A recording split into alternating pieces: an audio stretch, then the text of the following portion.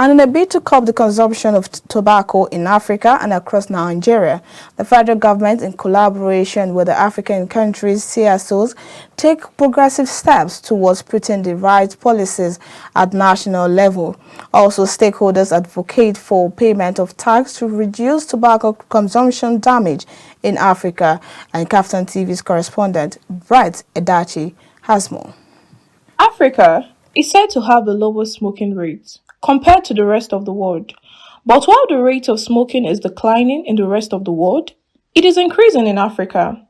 How will Africa avoid the pitfalls that befell developed countries, from death to diseases, by putting smoking under control, is the reason for this gathering. During a workshop in the nation's capital, Abuja, while expressing worry, stakeholders revealed that tobacco companies make more profits despite the devastating health effects of tobacco consumption. When every government was losing revenue, the tobacco companies, they were actually making more money, contributing more deaths, courtesy of COVID.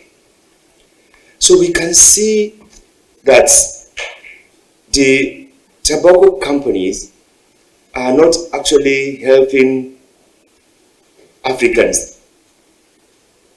All over the world, countries are making efforts to reduce tobacco consumption. But in Africa, in some of their adverts, they will even show you when you smoke, your life is better. It was also stated that the commission in charge of taxation over the years have put in measures to regulate tax payments across the region.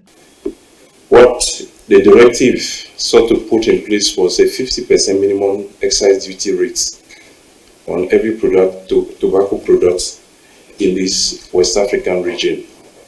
So the idea is to accompany the member states over the period to adopt this minimum rate or even more in the regulation in order to fight the challenge of the health hazard that the tobacco industry has caused.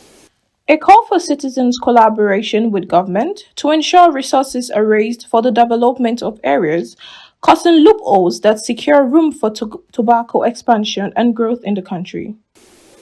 Tax is the price we pay to live in a civilized society, particularly for a continent that is facing the kind of numerous challenges that we face, economic, environmental, social, and political.